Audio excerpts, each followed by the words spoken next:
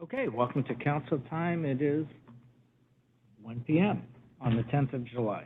We'll begin with a councilor roll call. Councilor Young, Here. Councilor Belcott, Here. Councilor Bowerman, Present. Chair Medvedji, Present. and Councilor Marshall. Here. Okay, any amendments to the agenda? Yes, I have three.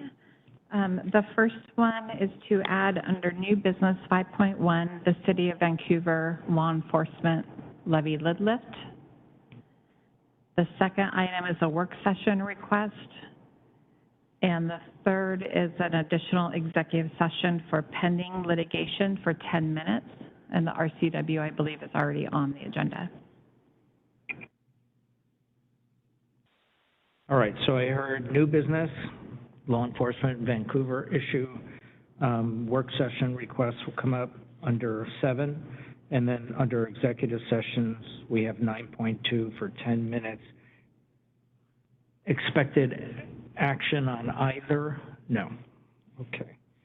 Okay, without objection, we'll go ahead and amend the agenda in that way. I did want to, once again, for the public, read from our council rules for public comment. You know, at least some people think the word blogging is pejorative. It is not. It's not an insult. It's just a comment regarding people having blogs out in the community where there are very few rules protected by First Amendment in a private domain.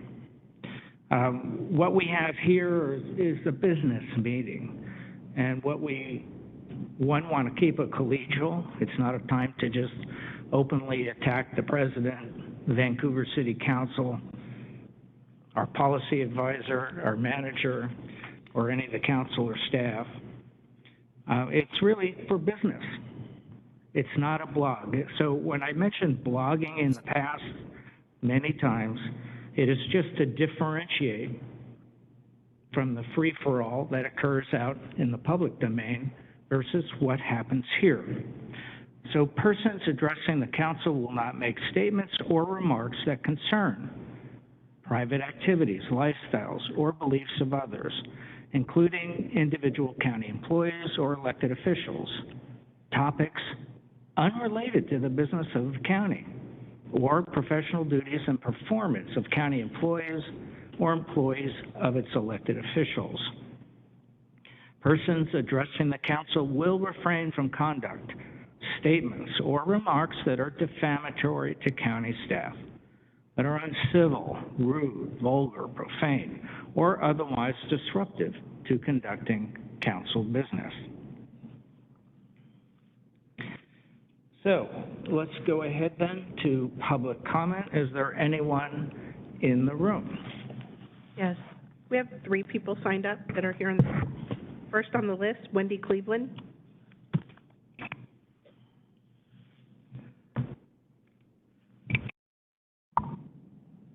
Hear me? Okay. I am wondering who in the county actually wants the FRDU, heavy industrial overlay, in the fields surrounding the Battleground School District schools to go forward. The overlay, as it currently stands, is for the nearly 400 acres of land west of 503 that surrounds the schools. That's not propaganda. That's a fact. Another fact is that the land in this proposed overlay is owned in large part by the Laglers. It seems to me that the large-scale heavy industrial project is based on the assumption that the Laglers want to sell their land. Do we know for certain that the Laglers want to sell their land? The Zimmermans, they own some of the property that is in that overlay. Do they want to sell? I don't like assuming. And I certainly don't like assuming with our tax dollars. You are looking to hire a consultant. to study property that you don't even know for sure is for sale. Many of you on the council campaigned on being fiscally conservative. So to that I say, come on, you can do better. We can be better than this. Thank you. Any additional comments in the room? Yes, Carmen DeLeon?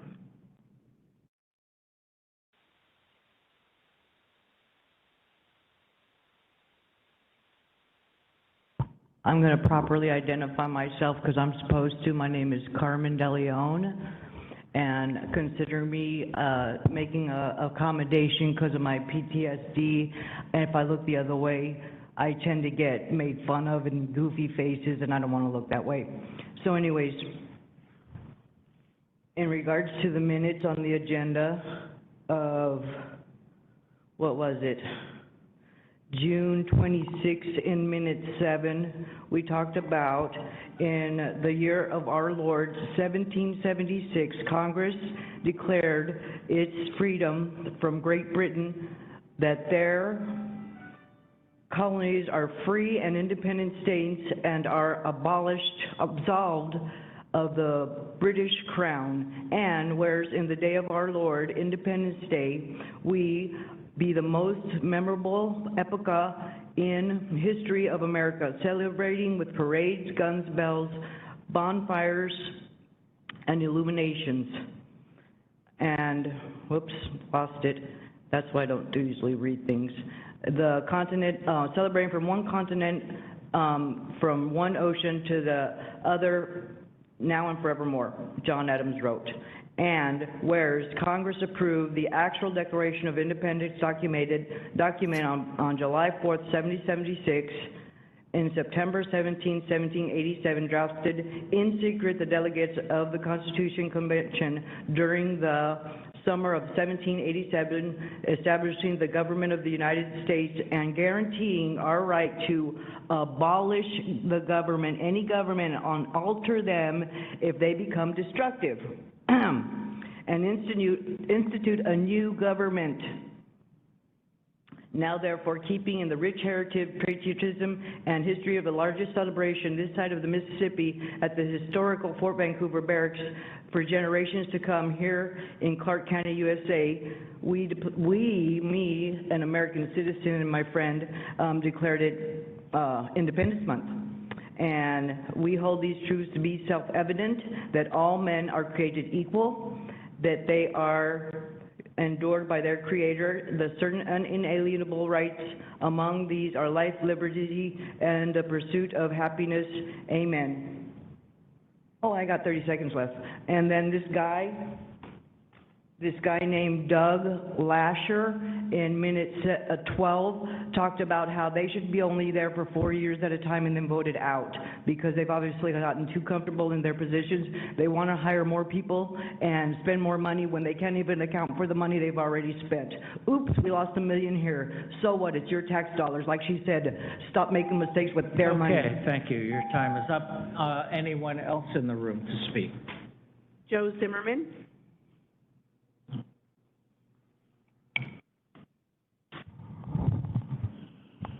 Good morning, Council. My name is Joe Zimmerman. I represent Busy Farms in Brush Prairie, Washington. Most of you know us and our family.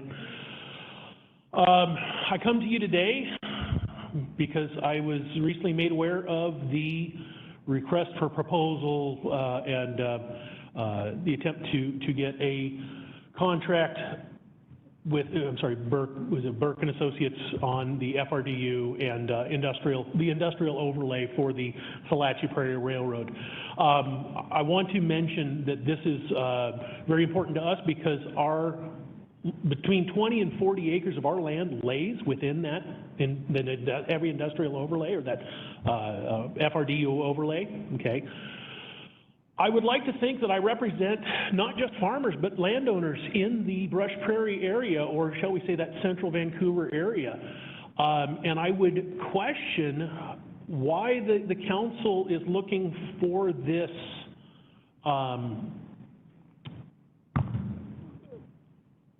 looking to hire this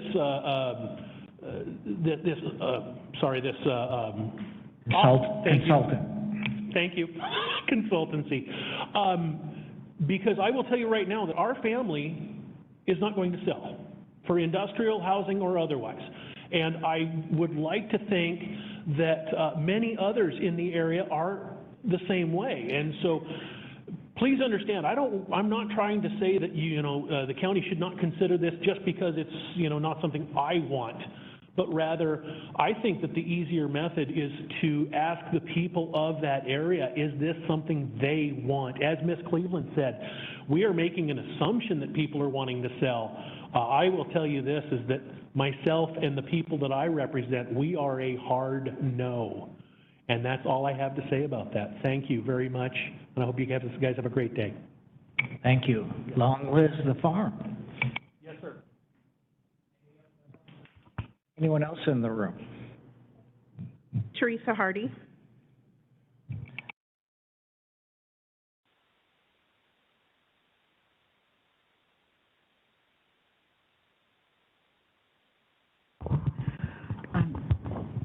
Good afternoon, Teresa Hardy. At the June 26th council time, the chair made several statements about the desires of the building industry, while making sure to belittle the public once again by calling our concerns propaganda. In one statement, the chair said, "I think that's exactly what we're hearing from the community," and then clarified the building community. Why is the public being sidelined by our government in service of the building industry? The chair is also on record telling staff on the 25th that his wish was not to open the VBLM. And it seemed the story would change several times within the next meeting. And so on the 26th, the chair claimed that it was the chair's intention all along. The majority of the council, led by the chair, insisted on moving forward with this new proposal, despite that it would obviously increase the amount of the taxpayer dollars wasted on this fruitless endeavor beyond the $100,000, despite your own staff telling you it will risk litigation, which the hard-working people of this county will also pay for. And despite the fact that the people that you are here to serve, and I know you're hearing that again, but that's really an important statement, despite the people you are here to serve have spoken, opposition to the FRDU is undeniable. Not just opposition to Eric Temple, but to the entire industrial wasteland plan that will devastate our water and destroy our already dwindling agriculture and forest land during a climate emergency. And thank you, Mr. Zimmerman, for coming and letting us and hearing from some of the farmers. In fact, the pattern that the majority of the council is establishing is one that is very much like the rail operator, a pattern of antistic and seemingly reckless behavior that ignores the warnings of your own staff, and in the case of Chalachi SMO, your own lawyer. A total disregard of the health and the well-being of the Clark community, who, again, you are here to serve. Thank you. Anyone else? Okay, online, we have one caller, I understand. Caller, you've been unmuted. Please state your name for the record and go ahead with your comment. This is Kimberly Goheen Elbin, Patriot of Clark County, Washington. Mr. Medvedji, we the people can stick to the agenda and speak, and we can question any public servant or employee of the Clark County, Washington, USA. Okay, do you have an agenda item to speak on? Otherwise, we'll yes, cut you off. I'm speaking to the minutes. There I'm are speaking rules to the that minutes, we have. sir. I've just read them and reminded you Okay. of them. What is the On the agenda minutes item you of would June like to 26th, speak on? I asked, on the minutes of June 26th, I asked the people to listen to all public comments as this council plagiarized and stole our original proclamation for July What- as Independence Month. What is the And we, the agenda people, will item you wish pursue to this speak original of? proclamation for 2025. Again, on those minutes, Mr. Doug Lasher spoke, and I'm asking all citizens to listen to those dates also to his speaking of knowing he was elected as the, well, anyway, you got me all disturbed, Mr. Medvedji, for interrupting a public servant here, that I serve the people here. So Mr. Lasser, everybody needs to listen to him. He's saying that there's more or responsibilities for the Clark County manager. The manager is unelected, and we, again, on those minutes, I spoke of a recall. We need to recall this council, all of them. If you don't have an agenda item to speak on, we're going to go ahead and terminate the feed. Can you identify the agenda item? The county manager is not an agenda item. What else? Do you have something on the agenda you would like to speak to? Okay, I want my minutes hearing back, nothing. please. Thank you. Hello, I want my minutes back. Okay, let's go ahead and terminate it. Is there anyone else online? Okay, go ahead. Caller, you've been unmuted. Please state your name for the record and go ahead with your comment. Good afternoon. My name's John Nanny. I'm out here in Chatelachi. Thank you for giving me a moment here to speak. At the June 26th council meeting, the Railroad Advisory Board Chair and Vice Chair shared news about the current FRDU overlay consisting mostly of the Legler and Ackerman property in Brush Prairie. The Vice Chair expressed that without the Legler property and considering the small parcels left over, many of which have homes on them, the current FRDU overlay will not provide an opportunity for industrial development.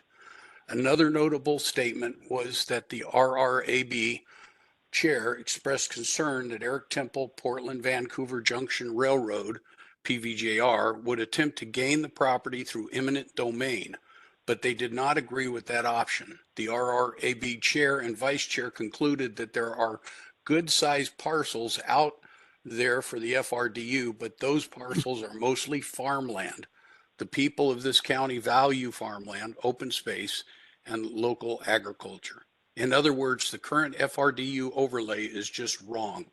But looking elsewhere it also makes no sense because as staff told you, nothing goes forward without sewer. Hiring a consultant to find other land for industrial development is just wasting more time and taxpayer money to continue trying to ram the industrial wasteland plan down the public's throat. When we have made it loud and clear that we do not want it, hiring a consultant to implement something that everyone with any common sense is telling you is a bad idea is ludicrous and an insult to the people of this county. I am asking the council to take this opportunity to finally change course and start representing the will of the people by scrapping this ridiculous, heavily industrial wasteland plan. Thank you very much for your time. Thank you. Does that conclude online? One more. One more, okay. Caller, you've been unmuted. Please go ahead, state your name for the record and go ahead with your comment. I'm going to take my extra minutes and speak on your Heritage Farm. This is Kimberly Goheen Elbin. Heritage Farm is on your agenda. Which agenda item is the Heritage Farm? I don't see it on the agenda. Okay, let's go ahead and terminate the call once again. All right, that concludes public comment. We'll go to old business 4.1, minutes from June 26th. I move approval. I move approval. I'll second. Further discussion, corrections, comments? All those in favor, please say aye. Aye. Aye. Any opposed? Hearing none, the motion carries. 4.2, FDRU consultant.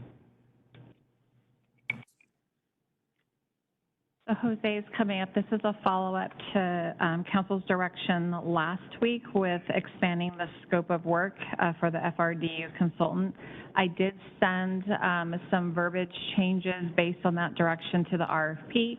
If Rebecca, if you could pull it up, please. And just note that this is not the RFP in its entirety. It's only the sections that had updates, and those highlights are in green.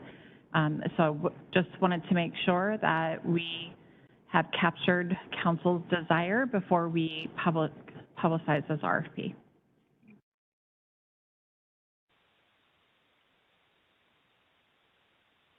Comments, questions moving forward? I Did you I wish don't to- know if Jose wishes to speak first, but I do have Okay, requested amendment. well, let me ask to- Jose then. Yes.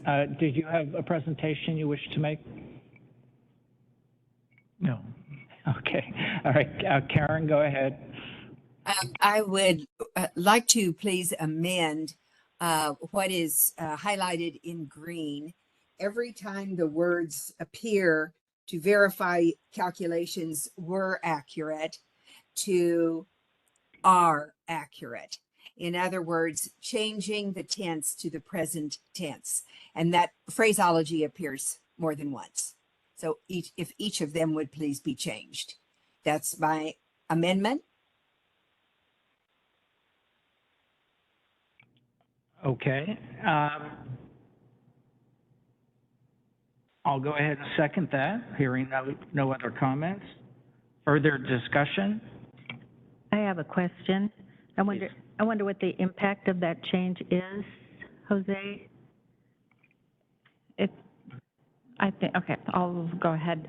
So if if the intent is to run the VBLM land or the numbers for 2024, that will change numbers that have been in consideration of the comp plan update. So therefore, some of the prior decisions that council has made may need to be revisited, may need to go back to planning commission. We'll have to let the cities know, as it will also pause their current work so that we can go back and update that. The current work with the comp plan is based on 2023 model that was run, and that's considered the baseline throughout the comp plan update. So if we are going to update that to 2024 numbers, then that will change some of the decisions already made in the comp plan. And so if that went forward, how much time would it take for that all to occur?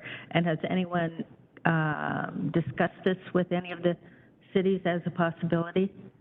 Or do we have any input from them? No, we have not had any discussion with cities. If council moves forward with it, I know the staff have a meeting with the cities already scheduled tomorrow, as they're already working on land use alternatives at the moment, and so they had a regular scheduled meeting tomorrow. So if council does decide to change that, then that discussion will happen with the cities tomorrow. Just a comment, Chair. Yeah, go ahead. I caution anyone taking this as an enormous change. If it is an enormous change, then whoops, that speaks for itself.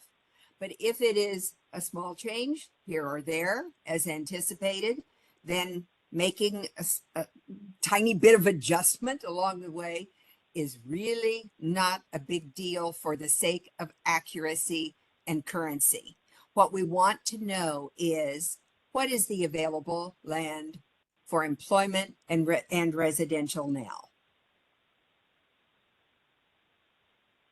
And if I can as well, so the numbers will change. I just want to make that clear because it does take into account developments, people moving into the county and out of the county. And then I guess I just saw this, a follow-up question is if we're going to run it, for 2024, we can certainly do that, but this process does go through 2025. So the hope is that we can keep that same baseline for the entirety of the comp plan update. And with the changes, whether they're big or small, would it still have to go through all those processes and take whatever time that would take? That's correct. So here are my comments on it. I mean, it brings to mind the only thing we have to fear is fear itself. FDR, Great Depression, trying to change the mood of the country. I got it. You're afraid of what this might disclose. We anticipate some changes. Maybe it'll be exactly, hey, you're dead on, great work. We'll deal with the issue later. If there is an issue, this is just to confirm that the numbers are good with a second or with an outside consultant, different than BIA, different than staff, different from the cities.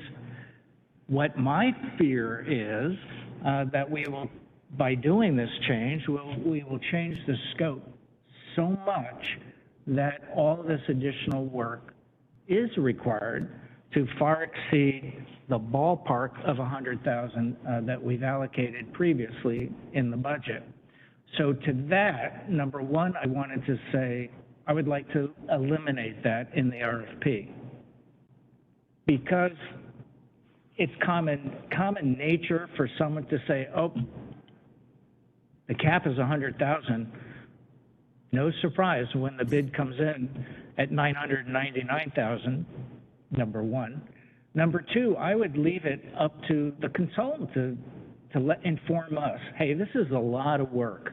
Or we can crunch this data, no problem, in addition to the original RFP scope, which is primarily focused on development regulations and helping with the comp plan. So I don't want to change the scope so dramatically that we've then priced ourselves out of the market, and basically once we get responses back, that the consultants tell us that, and then we would have to revisit the idea of what the budget capacity would be to award the contract. And I want to remind the public, because it was misreported in at least one paper, the main reason why we did not go with the original contractor that was proposed was because we only had two. We just didn't get much of a response. We wanted to have a selection of consultants, and especially consultants that not only know GMA or land use planning and the comp plan development, but also know transportation and railroads and developing along the FRDU. We didn't get that the first round. Since we agreed to reissue the RFP, we've had additional interest by some national-sized firms saying, we're interested, send us the RFP. So I'm in favor of double-checking this. I don't know what the scope of work would be. It may become impractical. We may have to say during negotiations, you know, if they come back and say, we can't do this for anything short of $250,000, then you come back to the council and say, hey, we're nowhere near that 100 grand you first allocated. Maybe you should cut this from the RFP. I'd be open to that. But I want to move forward. I don't think this is as difficult as we're making it sound. It's a viable additional capacity for community development in their quest to answer the mail for the comp plan development, and as well as see if there is any opportunity with the FRDU. And I appreciate that some farmers don't want to sell their farm. I wish more wouldn't. I would like a county-wide conservation easement on farms through legacy lands. Any farmer that's willing to put in the work and keep it as a farm, go for it, and we're going to help as best we can. The idea is not to transform farmland into industrial land. But on the other hand, we're the government. We don't own the land. We're not a communist state. We don't tell people what they can and can't do with their land. We can make opportunity available through zoning. So that's the promise of FRDU. Maybe we're looking for opportunities to create jobs. It's not putting commodities on the rail line, which is part of it, and it would be a big boost to get especially heavy material off of our county roads. It's the opportunity to create the commodity, to create the industry, to have local jobs so we don't have 70,000 people commuting to Oregon right now. And in the future, as the comp plan is envisioning, we're going to need about 90,000 more jobs. They have to go somewhere. We have to plan for the future. If we had no economic viability, if everyone's commuting to Oregon, we're not planning very well. So anyway, I support Karen Bowerman's amendment. Other comments or questions? Chair? if Yes, I could have just, a comment, please. Okay, can I go to the manager first? She wanted to make a comment. Yeah, just wanted to provide clarification. I appreciate that you want to check, make sure everything's correct. We're not checking apples to apples, though, so I just want to make sure council understands that, because we're using 2023 numbers right now and using that as the baseline through 2025. If we're running it in 2024, it will be different because things have moved and shifted in the county, people moving in and out. So it's not checking the numbers, it's rerunning it a different year with different data from the assessor's office. And you're maybe not talking about staff. There is no fear on staff. We will do council's direction. The only, I will say, caution that I have is we have a mandated deadline of the end of 2025 to get the comp plan updated done. But I just want to make sure that council understands that it's really not a check the math, check for accuracy, because it's really not, it's not comparing the same data. So good point, and I would make a clarifying question to Karen Bowerman, because I thought the last discussion we had publicly was that we were going to focus on the 2023 data, and that would be the starting point for confirming the accuracy of it for any new consultant work. Karen? In a sense, but what we had talked about was updating the report to reflect the time that the report is done. And you were speaking of the finances involved with that and the scope of work, so let me address that. Mention was made of CREDC, the Economic Development Council for the county and Columbia River area, that they were going to have, along jointly with the county, an RFP coming out, and they were awarded the grant. An RFP coming out that would hire a consultant to do the very thing that we're talking about, which we are able to utilize on the employment side. That consultant won't be doing housing availability, so I'm not speaking of that right now. But the timetable that Jen Baker, the CEO of CREDC, has in mind is not the end of 2025, but the end of 2024. And specifically, she has in mind for next week to take to the board a draft contract and a 90 to 120 day turnaround on that contract. So results would be in right around Thanksgiving time.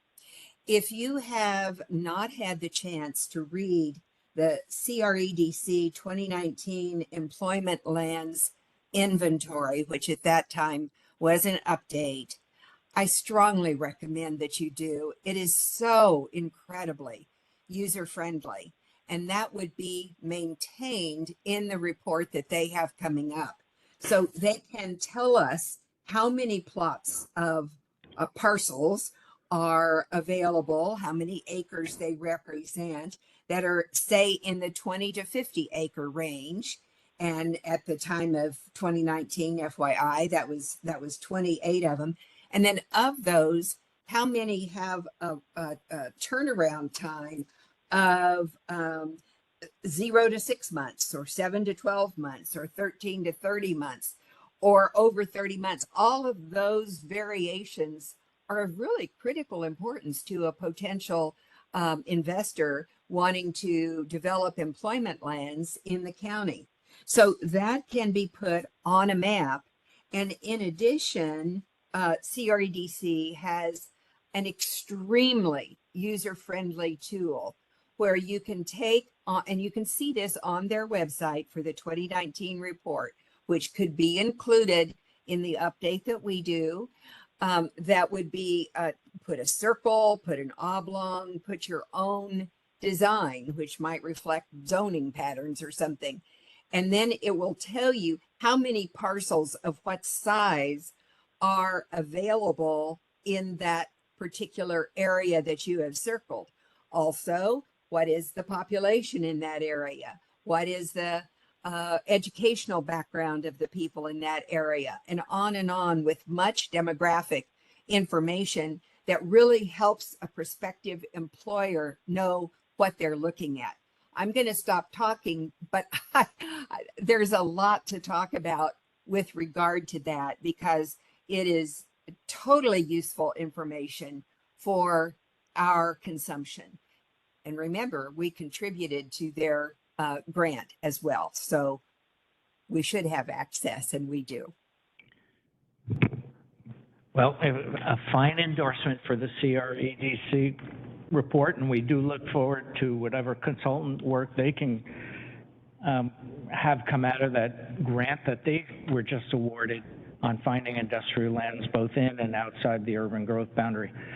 I want to hear from the other counselors, and I don't want to make lightly of this or make it sound like a pun, but I don't want to derail the primary purpose of this RFP, which is to help community development with their comp plan development role and the development regulations, and with the existing overlay to see how do we operationalize the FRDU if we can.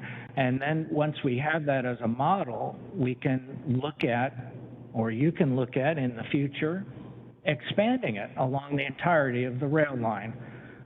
You know, no terrain that would not support industry will be developed. Residential property is not going to be rezoned to industrial. You know, none of these fears that are out there, and the fear wasn't, my comment about FDR wasn't directed to our staff, it's just directed in general to what we're hearing up here at the podium. So anyway, Michelle, Glenn, thoughts, comments? Chair, I have a comment. I like Councilor Bowerman's recommendation on the language modification. I'm not interested in using 2024 numbers to have staff go back and revise all this work that they've done. I don't think we need to do that to move forward on this. I think that we should move forward on Councilor Bowerman's language recommendations so that we can move forward and not hold up the RFP. That's my comment.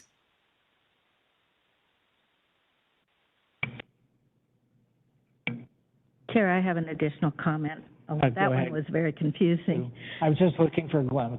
Glenn's deep in thought, I can see. Go ahead, Well, Sue. I'll give him some time to think a little bit more. You know, one thing I think maybe needs to be clarified, vacant buildable, because I think things are getting conflated. Vacant buildable land only addresses urban land. It only applies to the urban areas.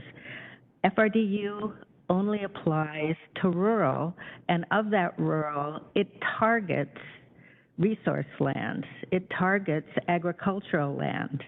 And as far as derailing the FRDU, I have a strong feeling that that's already occurred by removing the previous RFP and putting another one in place. All of this is going to be subject to appeal because it will all be part of the comp plan update. So I do want to restate that one issue. It was in one of the emails from the manager to us about kind of telegraphing what the cap is on this proposal. I really think we should eliminate it. One, I don't think it's a good way to put any RFP out on the streets. But is there support for keeping that 100,000 that we had already voted to budget, or do you want to eliminate it from the RFP? It doesn't mean that we're changing the budget, because that would be a separate capacity issue today. But I think it is a related issue to your amendment. Is thumbs down to agree with the latter part of your motion, your suggestion? Okay, so you want to keep the 100,000 in place?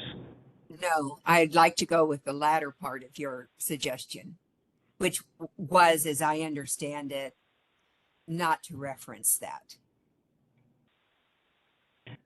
Okay. Glenn, I think you wanted the mic. Just clarification, if this were to move forward in that capacity, reducing the 100,000, the council's allocated funding at this point for only 100,000, so we would have to go through that process again. Yeah, so if the proposals come back and they're all over 100,000, we'll bring that back to council. You would have to approve, you have to approve the contract, but you would have to approve that budget, additional budget capacity, and then it will be solidified during the budget supplemental hearing. Okay, so where I'm at this point is just given all that's taken place, given all the uncertainty, given the legal issues involved with it, I just don't see FRDU as being productive for the county at this time, even 100,000. So doesn't matter how we change it, my vote at this point is going to be no.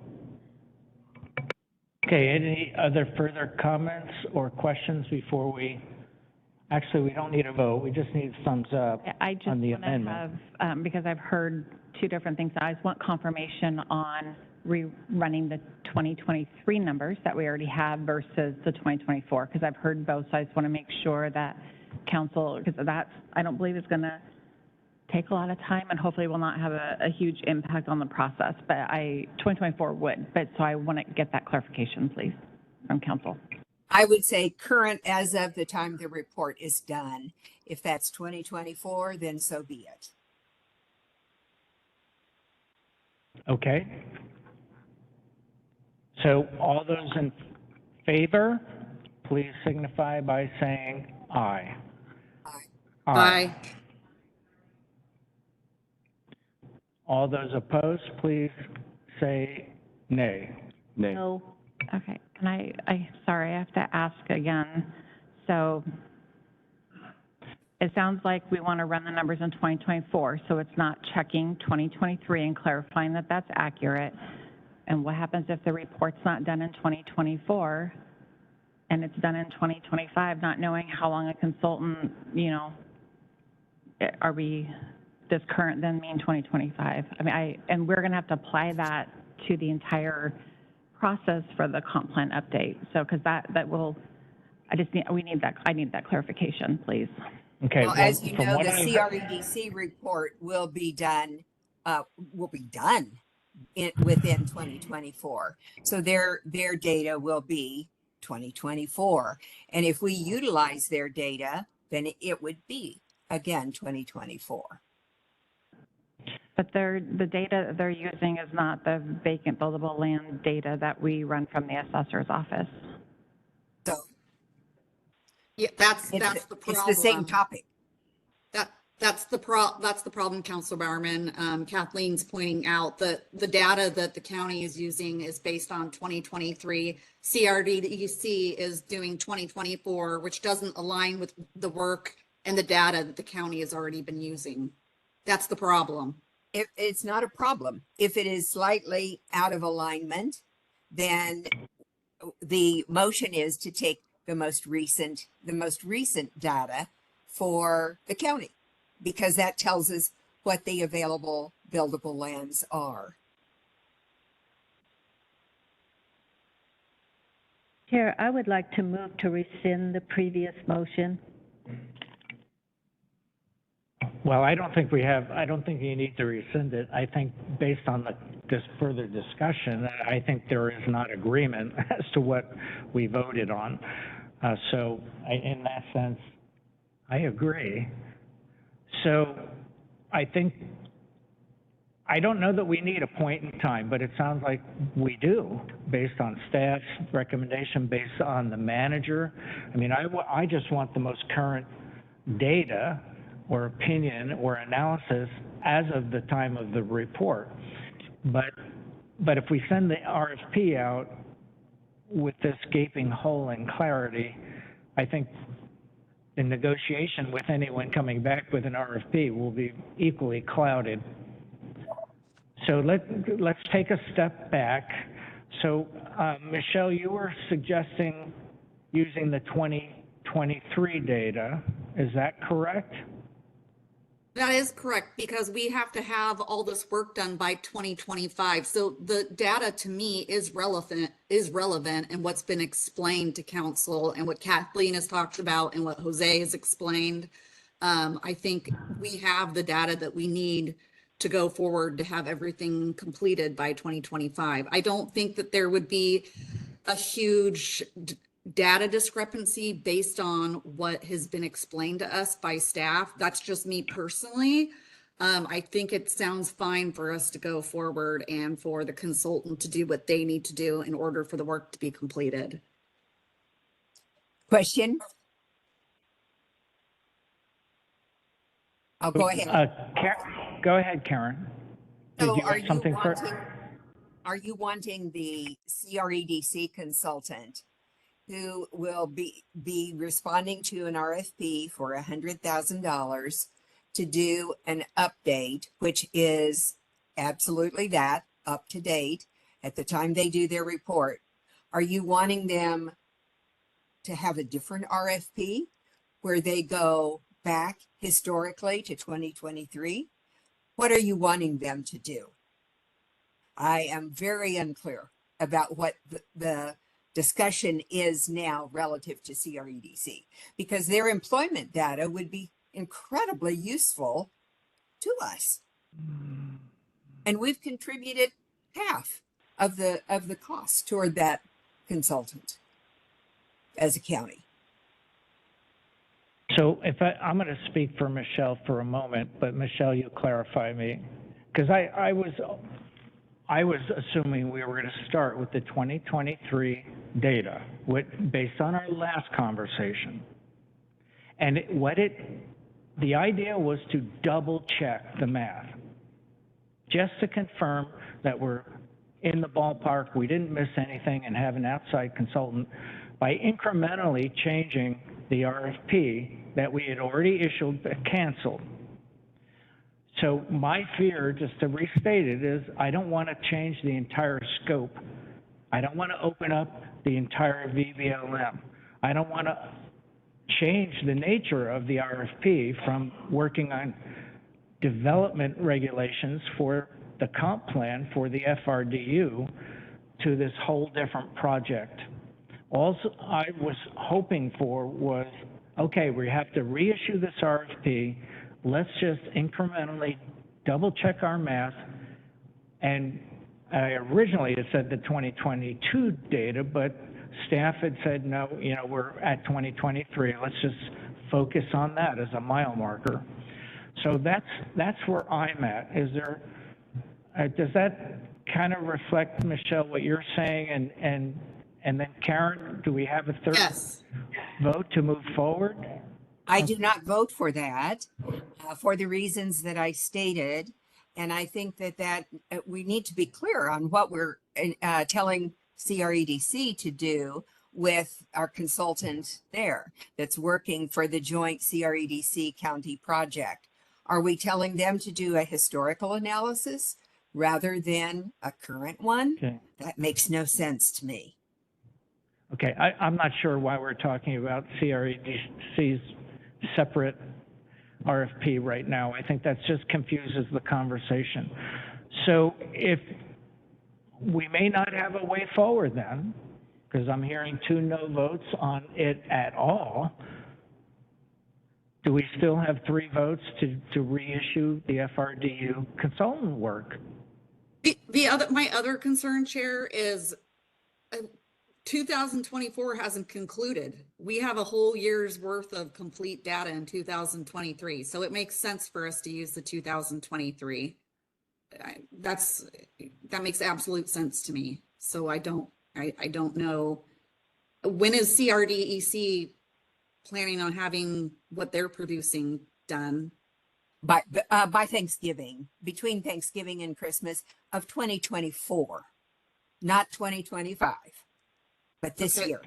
Well, that to me is a problem, because we as a county have to have everything wrapped up with a bow in 2025. So that would delay things. No, that speeds it up as far as we're concerned. It gives it to the county a year early.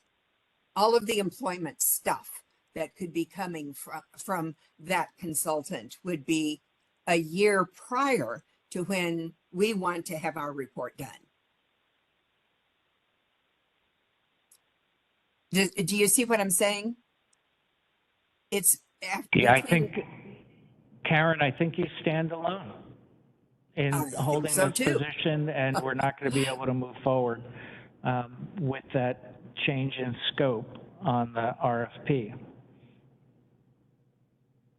So I think the second question you had is about reissuing the RFP, if there's support for that.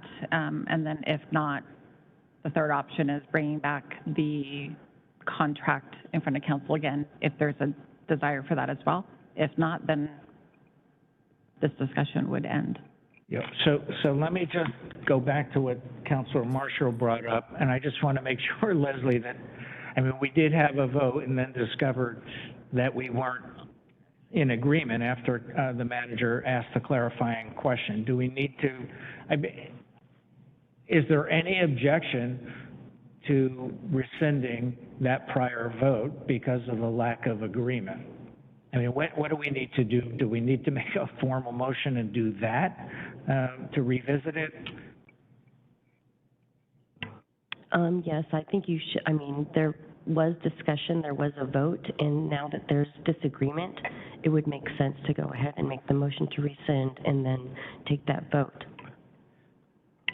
Okay, so we're taking a step back. I second Sue Marshall's I think the motion to motion rescind. needs to come from someone who voted for the whatever it was. Right. So that is correct. I remember that now.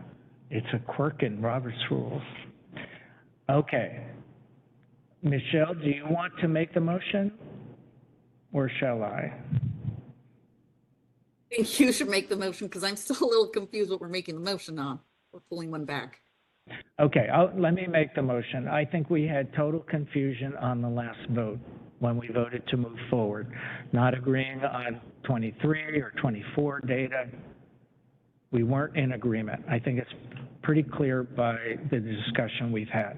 I make a motion that we rescind that previous vote. Now, it can be seconded by someone who wasn't in the majority. Is that correct? Yes, I believe that's correct. Well, maybe we need a third attorney to break the tie here. I'll second that motion. Okay, further discussion on rescinding the vote that we took a few minutes ago. Hearing none, all those in favor of rescinding the vote, please say aye. Aye. Aye. Aye. Was that an, I saw your lips move, Michelle, but I didn't actually hear any, was that an aye? Aye. Okay, those opposed? Nay. Okay, the motion carries. So now we're back to the last question that the manager and I was asking. Do we still have 3 votes to reissue this FRDU RFP without this change in scope of double checking the lands for job data? I'll make the motion to reissue the RFP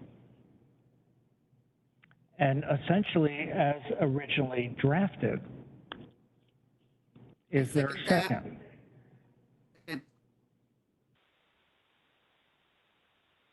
Okay, I'm having trouble hearing. Counselor We haven't upgraded our sound system yet. That was a second by Michelle? Yes, that's correct. Yes, I second that. Thank you.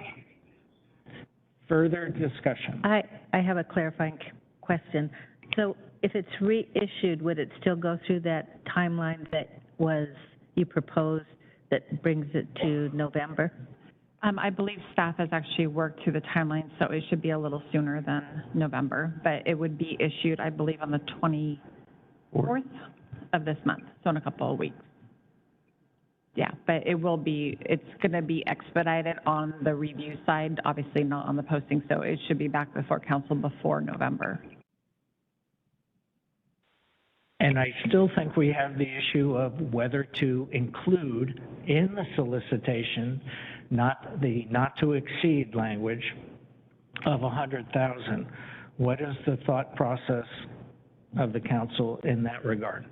Councilor Medvedev, if we could, I think I suggest taking a vote on the current motion before it maybe gets too muddled.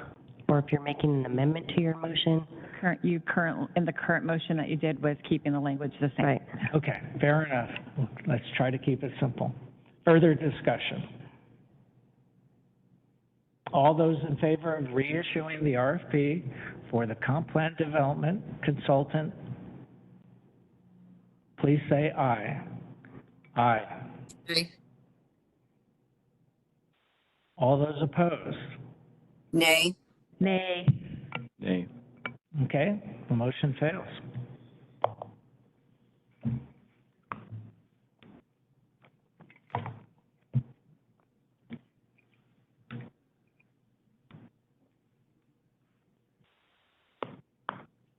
All right, new business.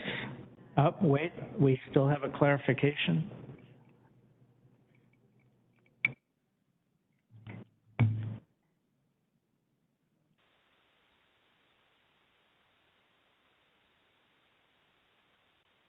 I'm good, thank you. Thanks, Jose. Christine? 5.1, new business. Or do we have a 5? Yes, we have a 5.1 now. And I'm going to look really quick, is the sheriff here or online? Just because he had messaged me about this. I'm not seeing this. Okay. So I have been following the City of Vancouver's discussion regarding a potential levy lift for law enforcement, which would, and if passed, and I will also note that this has not been formally approved by the City of Vancouver. They've had 2 workshops on this item, including one this last Monday and one the prior Monday, to talk about options and potential ballot language. I believe their next step is taking it to council for a resolution approval. They were hoping on Monday, but I'm not sure if that actually meets with their legal deadline, so they're looking internally. But the majority of their council did support putting on a ballot measure for a levy lift for the City of Vancouver law enforcement. Again, it would significantly increase the law enforcement within Vancouver. I believe it's 80 to 90 FTE over the next 5 to 6 years. And then there would also be additional classified staff or non-sworn staff as well. This does have a direct impact on the county in that we provide law and justice services countywide, including the prosecuting attorney's office, the clerk, the courts, the jail. And so I've talked to some counselors. We've had just a little discussion in our one-on-ones about this, and I've had Mark Gassaway, who is with us, do some preliminary checking just as some information for council's consideration. We have 3 options. 1, we can do nothing and let them put it on the ballot and see if the voters approve that. We could also put something on the ballot. It would be a countywide ballot for a levy lift that would also bring in funds that then we could specifically dedicate to our law and justice partners that will be impacted directly. It would have to be a countywide. At one point, we thought maybe it would just be within the City of Vancouver. And so that's the time sensitive for today if council wanted to look at this for the November ballot because the deadline's coming up. Third option is that we could look at putting it on the ballot in February or sometime in the future if council's desire. So Mark, do you want to come join us? And I did send some preliminary information that Mark had got. He's been working closely with the finance team and our assessor's office who manages some of this levy lift information. So if you'd like him to provide some general updates on what it could look like, or if you have any general questions or direction, I just want to make sure that council has the opportunity to make any decision in a timely manner.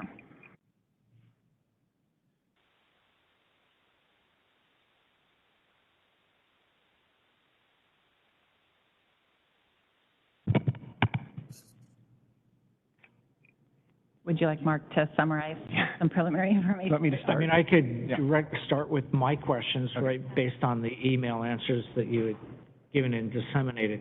I wanted a quick refresher on which tools we could do without putting it before the public. You know, can we take another tenth of the public safety sales tax just by a vote of the council?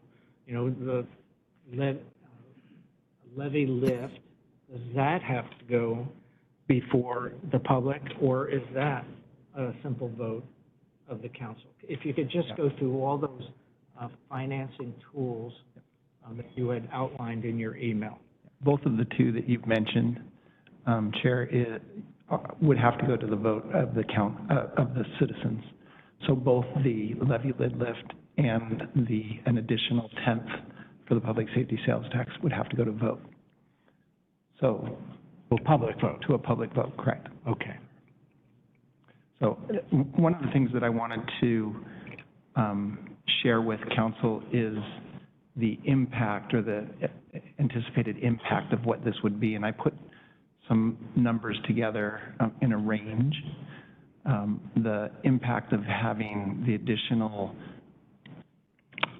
police force, the downstream impact of that would likely cause a 15 to 25% increase in the activity. And the range of those services, the cost of that range to the county is between 11 and $20 million, with 15 million sitting in the middle. So we're looking at a cost that we don't have current revenue streams for. As you know, our current revenue streams in the general fund are very tight, and it's not anticipated in the next year or two we're going to have new revenue streams that we'd be able to accommodate even a 10% increase, which it's likely to be much more than that, just because of the size of the addition to the Vancouver police force that they're looking at doing. So let me add just a couple comments at this point. I see this as a really precious time and decision point for law and justice. You know, we have two potential hand grenades out there. One is what's happening right now at the Supreme Court and their case management for public defense. It is indigent defense. It'll blow up Washington State if they move in the direction they're moving right now. The other is locally. You know, Vancouver's a big city. They have a lot of the bulk of the impacts on our jails, community court, collaborative courts, public defense, prosecuting attorney's office. And this is a sizable increase. I'm all in favor of law enforcement. I'm all in favor of them adding to their capacity. I agree with many of the chief's comments on what the public expects in the city of Vancouver. But if we just take a wait and see to see what Vancouver does, what does the public vote there, we are then way behind to react to it. But this, you know, unless they create some kind of constabulatory force that doesn't make any additional arrests, they're just there in the community without adding a request for complaints to the PA's office or burdening the courts with additional cases or putting more people in custody. You know, if they don't do any of those things, then there would be minimal impact. But that's not what law enforcement does, and they wouldn't be hired for that purpose, just to have a physical presence. So I'm really concerned. I think we do need to, if the city is moving forward to putting these things on the ballot, I think we do as well. With whatever tool we have, public safety sales tax is probably, well, the two that you mentioned, the 50, was it a 50-cent levy lift? Let me kind of describe what the options would be. If you did a levy lid lift, which would be like 10 cents per thousand, that would generate about $10.5 million. Okay, so just to get a frame of reference, the cost of that on a $500,000 home, about the median in the county, is about $50 a year. So that would be the impact of a 10-cent levy lid lift. that would address the low end of the range of the impact. I don't know if that's where the council is going. We might want to right-size that and see exactly how much, because I would suggest they look at more of a mid-range of somewhere between the 11 and the $20 million. If you were to do a public safety sales tax and the county goes first, that would generate, 1/10 would generate about 7.8 million. And we only receive 60% of that. 40% of that would go to the cities, just like the first 10th that we implemented. If a city were to implement it first, they would keep 85% and we would only receive 15%. And then if we were to implement it after that, we would split what is ever outside of the city 60-40. So that doesn't change. Whenever we implement as a county, it's a 60-40 split. If the cities go first, and they can only do 1/10, the cities are only allowed to do 1/10. Mark, and I don't think this is the issue or concern right now, but what happens if they're both on the ballot at the same time? Who determines who's first? If it's the same time, then the cities get to keep their 85%. It'd be interesting what happens if we both put it on the ballot and we both get approved, who is first. I did want to note for the record that our sheriff is present. I didn't know if you were here on this to speak on this item, if you had any comments. And I will say, I have not talked to the sheriff or anybody else in our law and justice system. This all happened very quickly, and certainly want to be timely because of our thing. So he was not aware of this discussion. Yeah. Oh. Is it on? Oh, there. Yeah, I decided to come over because I just heard about it, that this was a discussion. So I don't know if there's any particular questions. I know you're just, I saw this, I think I was on vacation when I saw it in the newspaper that they were going to ask for this. And then I know that there had been some discussions I heard today with the chief and the county council or the city council about this. So I had actually been preparing the last few days of the data of where we need to be at the sheriff's office. Going to meet with the county manager, presenting to all of you of where we and options. And this was obviously a time when the city's asking, and I was going to be asking the same thing. We need something, the revenue source to fund. We're so far behind with our staffing in several areas, and I know there are several county departments that are behind as well. So, but law enforcement, I just pulled up the stats, and we're the lowest, still the lowest sheriff's office in the state, 39 counties at 0.56. It's one way to calculate 0.56 deputies per 1,000. And the city, I believe, is at 1.1, 1.2 officers per 1,000. So I'm just kind of giving you a reference of where we're at. Same, close to the same population, unincorporated as with the city. So I was preparing, and I can present, probably by Friday, present at least some raw data to you of where we were at and how we have not kept up with the resources that we need for law enforcement. But I'm glad that you had me at least speak today for at least supportive. If you're going to move forward with this, I can give you all the data of where we're at. And it is tough, you're right, Councilor, Chair, asking for several levies at the same time, but public safety is still the number 1 issue in Clark County. I know Chief Moria meets with the public quite a bit. I go to every forum that I can. It's still the number 1 issue. And I do believe that the public would support this. But I'm glad we're having this first initial discussion here. So that's why I'm over. I don't know if you have any particular questions. I didn't come up with any. And this might be a secondary question, because I think what we're discussing is tying this discussion directly to the City of Vancouver's increase, which would be in the ballot measure because of the countywide sources, not saying that we can't do the other. So I don't know what that option would look like as well. Sure. So go ahead, Glenn. I was just going to say that, I mean, we're in a weird situation because of the timing of this. There's implications if we put something on the ballot at the same time. There's implications if we wait. I don't know exactly what those are. So time is of the essence, but I would hate to put something on the ballot at this point in time just to cover the cost of the Vancouver increase in law enforcement officers.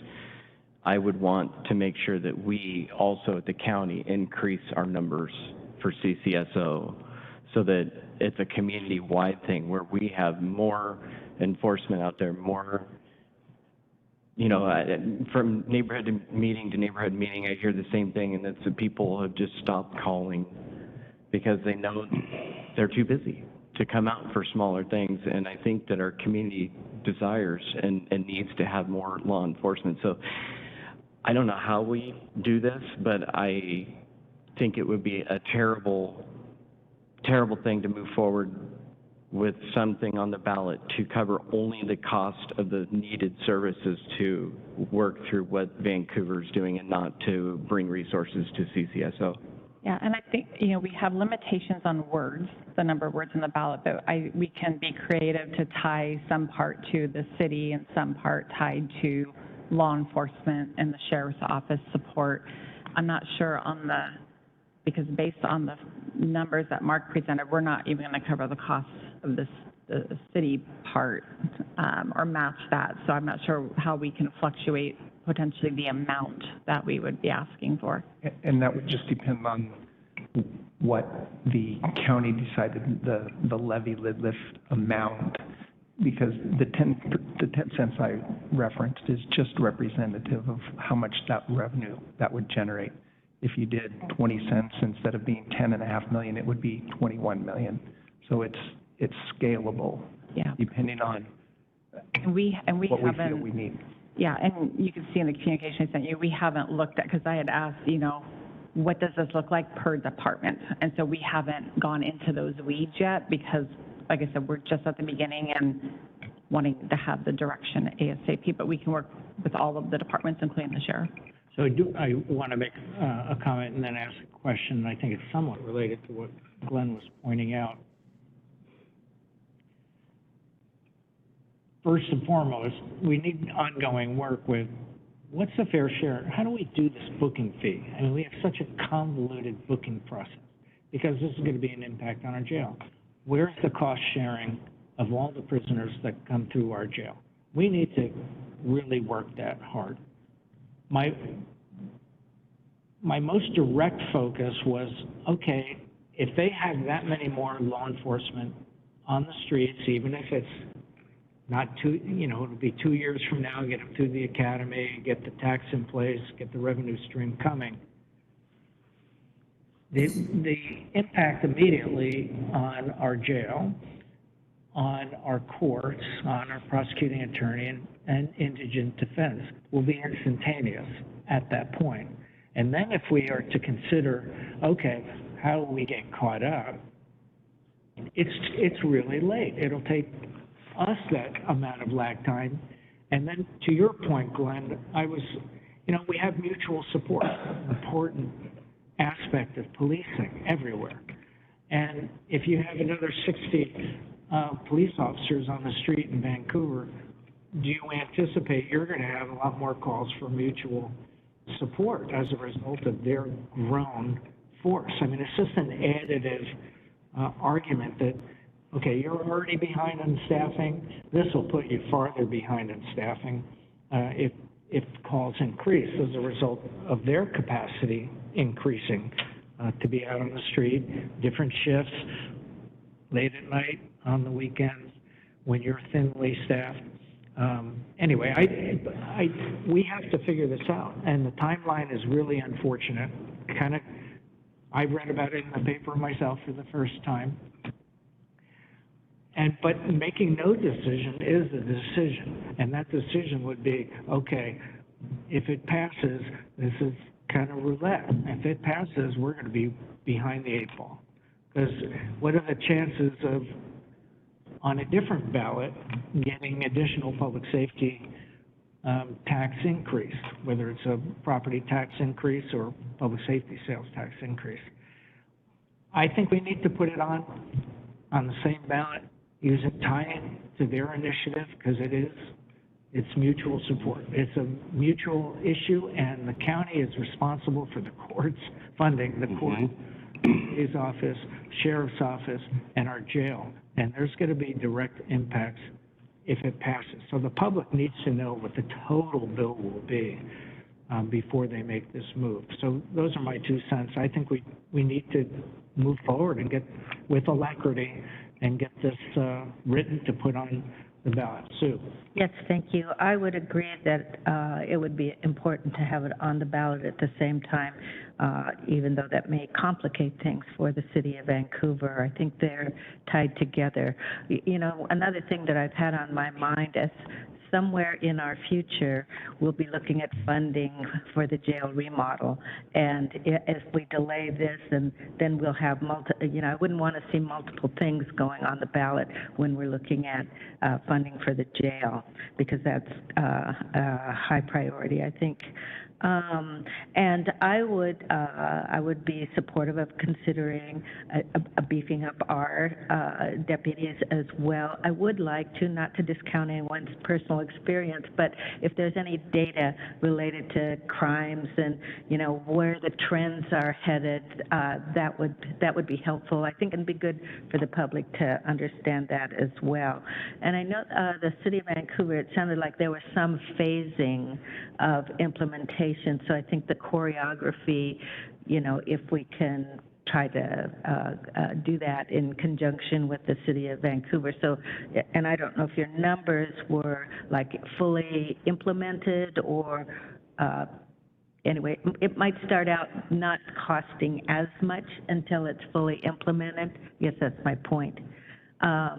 And then finally, because I recall the last time, and I know the city of Battleground was not happy with the public safety sales tax increase. And I think if we went that route, we would need to coordinate with the cities and not, you know, just have this land on them. So those are my thoughts initially. Michelle, Karen, thoughts? Otherwise, my next question is, what is the next step if we are to move forward? But go ahead, Michelle, I see you wanted to talk. Yeah, I agree with Councilor Marshall about the jail. That is priority. I'm just a little concerned it might be confusing for the voters to have it on the ballot at the same time as the city. There's still a lot of confusion when I'm out talking to constituents about the city and the county being the same entity. And maybe I'm trying to think about how some people perceive things, and they might think it's like a double type tax. So I'm just throwing that out there. I don't disagree with it being important and being priority, but it just may be a little confusing to voters, and it may backfire on us timing wise. So that's my comments. Karen? Well stated. Thank you, Michelle. Okay, so Glenn, do you have a question? Or? Just kind of a thought here, and you know, this is a tough decision for multiple reasons. One, I don't want to put their ballot measure at risk in what we do, but I also want to make sure that we have the resources needed for them to be successful in their own program. I don't know what ability there is to get a hold of them like right away and see what kind of collaboration we can make to try to ensure that we both be successful. I don't know. I've had preliminary discussions, and I think or at least one desire is to not have them on the same ballot because it could jeopardize it. And I can't remember, but I believe this is a delayed start with them as well. It won't actually start until 2026. Did you see? No, that's not the case. If it passes in November, it could be on the 2025. But did you see what the city presented about that? Because I checked with the assessor's office, and the assessor's office says if it's voted and approved in the November ballot, it would be eligible to be in the... Eligible, but not necessarily, they have the option, because there may be some wiggle room in there. So I honestly don't remember. Just somebody mentioned to me it's not going to start until 2026. And just with regards to the jail, right now there's a work session scheduled for September 11th, and that is to start talking about the costing and get some thumbs up direction. And the earliest that would be going onto a ballot, if council approves, would be February of next year. Just to add to that, I mean, one of my concerns is if we hold off, which my inclination is to do that, because we'd be able to have a better prepared package to offer the public, in my opinion, with more time. But if we hold off, people, there's fatigue. If we go and ask, public safety sales tax was just a couple of years ago, Vancouver, and then a year later, the county, I'm concerned that there might be fatigue from the voters in approving that. And that's something that is a concern to me as well. So the issue for me, number one, is this, no matter what we decide, whether to move forward with our own or not, it'll be up to the voters. And trying to game that as to whether we put it on now, we're at a disadvantage or at an advantage.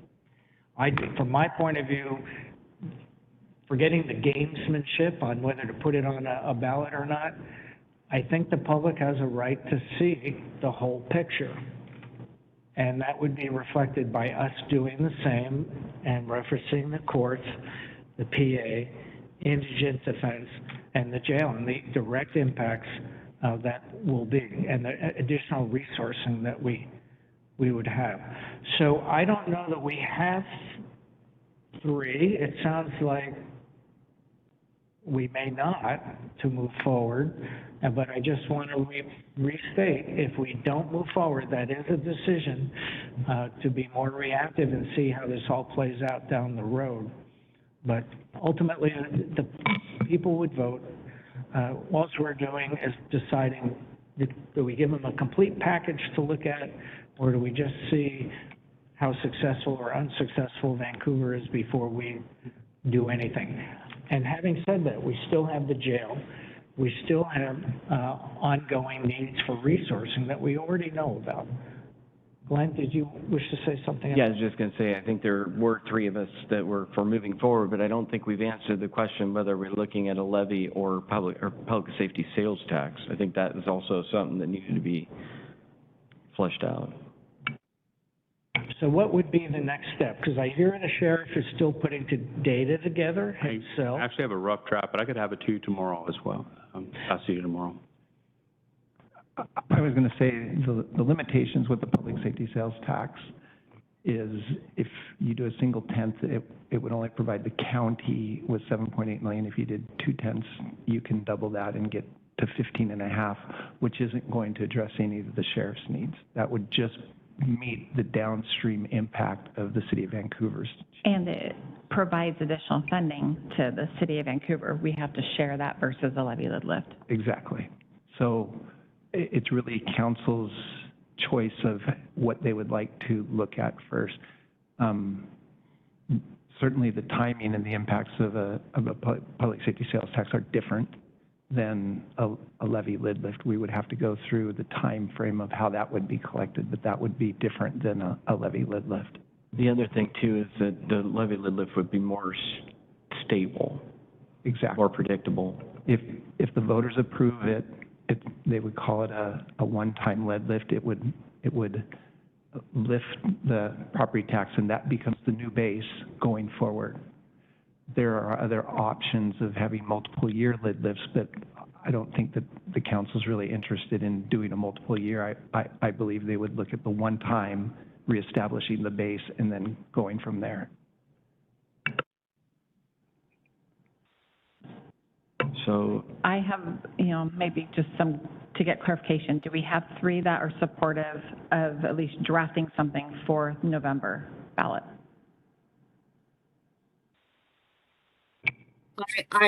Were you able to hear Michelle?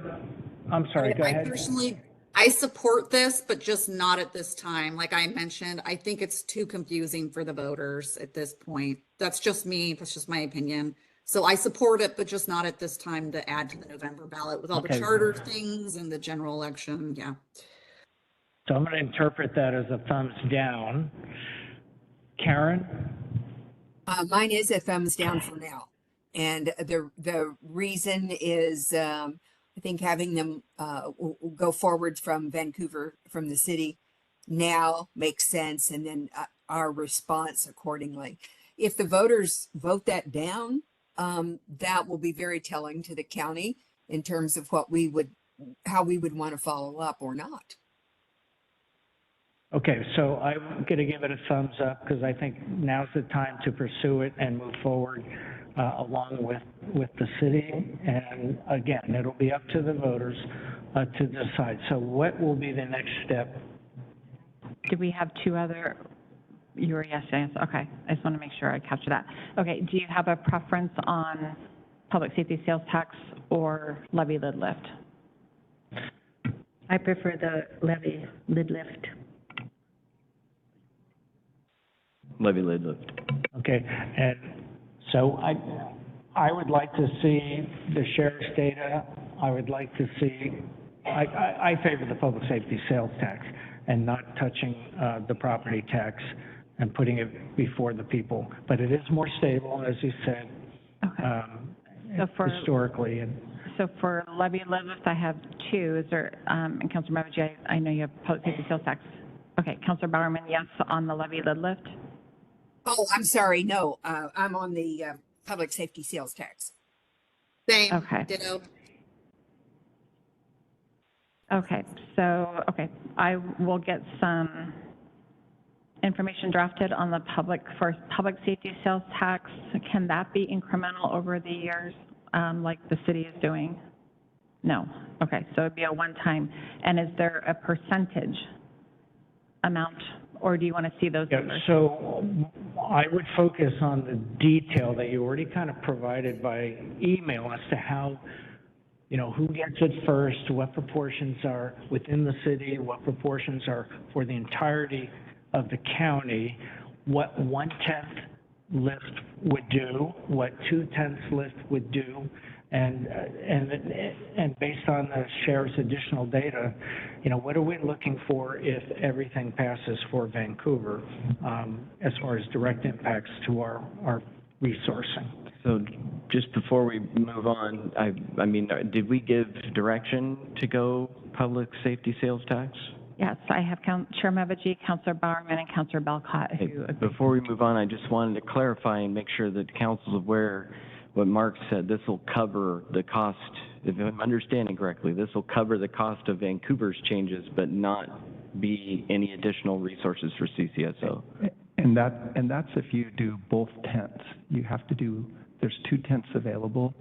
You would have to do both tenths, and that would generate around $15 million, and that's only going to cover the downstream impacts. Right. City of Vancouver. So if we want to help bolster CCSO, we've got to go levy lid lift.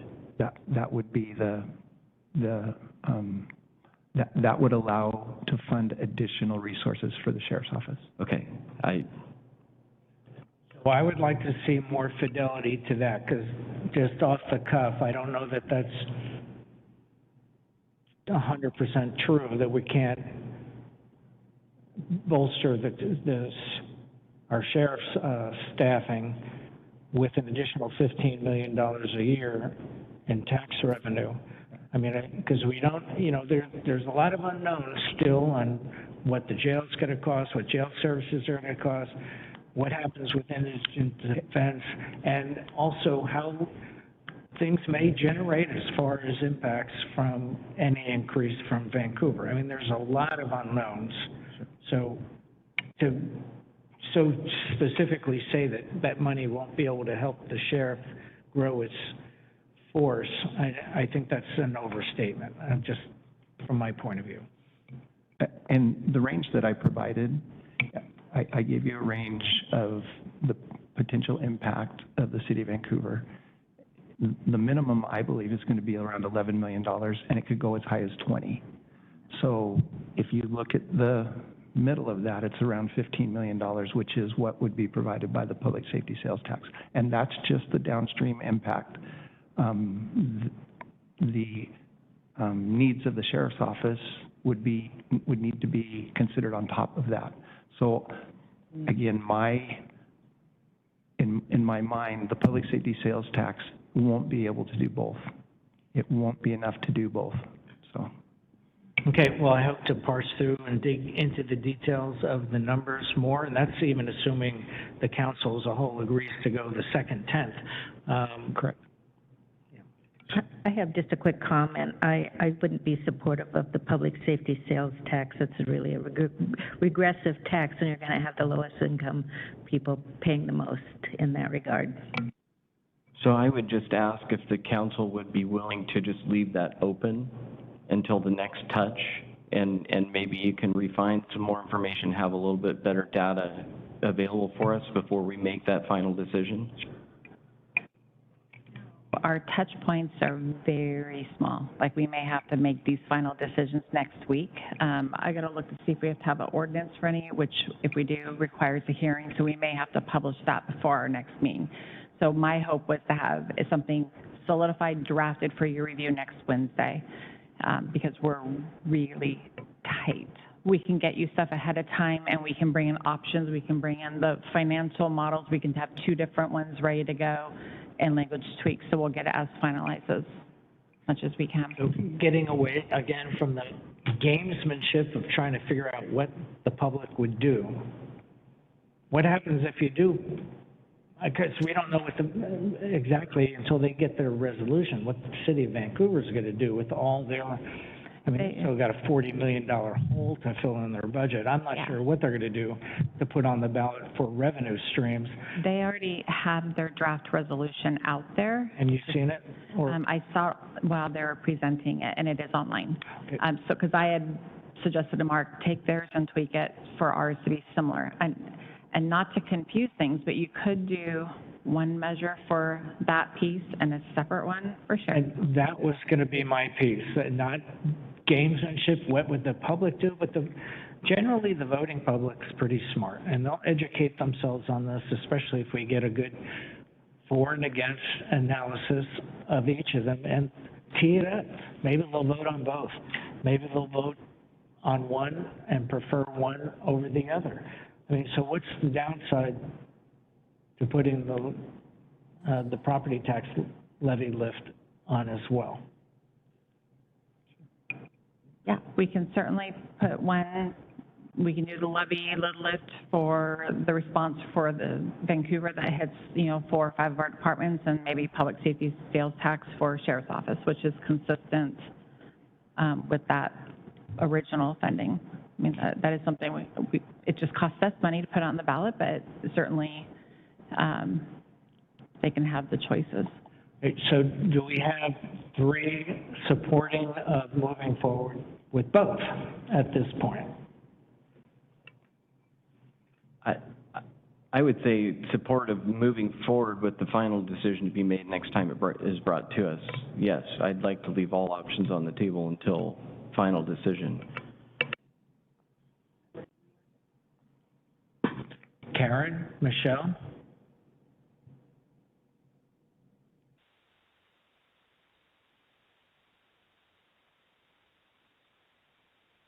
Sorry, I can't get my mute button off.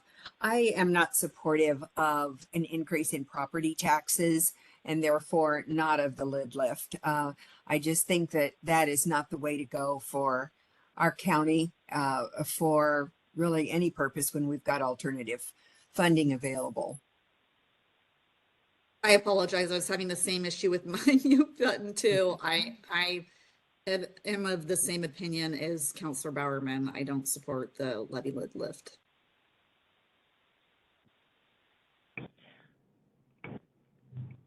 Okay, and I'm going to give it I'm sorry, Sheriff, you had a comment. I can also, like I said, by the end of the day, I can provide you very good data so you can see the numbers, and maybe that would make, if you guys are still deciding which way to go or which options, by the end of the day tomorrow, you'll have a lot more data from us that maybe help with that decision. So I don't know, I just want to throw that out to you, Chair. No, I appreciate that. This is a fast-moving train, so and we still have some time to sort through this as we get more fidelity to the numbers and our options and your input. And I certainly do want if we're going to go down this path at all, I wanted it to be a positive outcome for the sheriff's department. So I'll give a third thumbs up. So at least at this point, we're going to sort through all the options, or the two options, really three, if you're taking a tenth or 2/10. And then ultimately, it is up to the public. The voting public will decide. All right, we'll come back next week with drafts of all options for council's consideration. Thank you. So I think that covers the new business. Thank you, Sheriff, for coming over, and Mark. Councilor reports.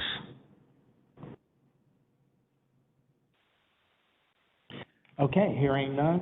Work session request. Yes, thank you. So this is one that we added this morning. This is one that we would like to have for next week. The first, so it's like 2 work sessions. First one being space planning capital projects update, which is all of our capital projects except the main jail project. So it's a jail work center, public service center, elections, district court, Dolly building, and the main courthouse. And you'll be provided an overview where we're at, as well as funding. There are some, because bids are coming in higher because of inflation, we'll need to have that discussion of having, additional budget capacity. The second one is bond options. I know council, we had discussed this briefly in our 101s of options to bond like the jail work center and pay that back through REIT, and there would be minimal impact to REIT, but that would actually free up capacity in general fund to help us balance moving forward. And so we can look at the options for the other capital projects as well to see what council's desire is, if any, to have those bonds and see the impact to the 6-year forecast as well. So time is of essence because of budget and just the market right now. So we would like to get that in front of council. Okay, Karen, Michelle? I'm support? in favor of both sessions. Okay. I am as well. All right, that looks unanimous, and that covers the work session request. Jordan, policy updates?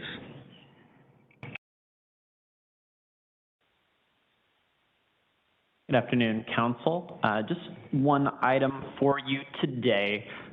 So as you'll recall, a couple weeks ago, Council approved a letter of support for the Washington State Attorney General's office for the hate crimes hotline pilot that is going on. They are seeking grant funding from the Federal Department of Justice for the purpose of advertising and marketing and informing the public about the hotline. I just got a request recently this week from the AG's office again. There is another grant they are going after for the same purpose. And so I've drafted this letter. It's actually identical to the letter that was approved previously, but just with a new, the new program that they're applying for swapped out for the old one. And so I would look to see if council is willing to support this letter for the AG's office so that they can go after this funding to market the hate crimes hotline. Boy, when they first told us there'd be no impact on the county, we kept writing all these letters, but it's a minimal request. I support another letter. I would support as well. This would be for additional grant money? Exactly. This is a second grant, so they're not sure, maybe they'll get one or both, but just another crack at the apple, basically. I'm supportive. Okay, Michelle, Karen? Okay, looks unanimous as well. Was that all you had, or you had more items? That's all I've got for you today. Okay, we have 2 executive sessions with our lawyers, both potential litigation, 9.1 and 9.2. The first is RCW 42.30.110, paren 1, paren small I, for approximately 20 minutes. Is it the same RCW for the second item? Sorry, yes, it is the same one for the second, and the second one is actually pending litigation. Okay, pending litigation, and the second one's for 10 minutes, for a total of 30 minutes, which would take us to about 10 after the hour. So we'll leave this meeting, go right into executive session, and come back 10 after 3.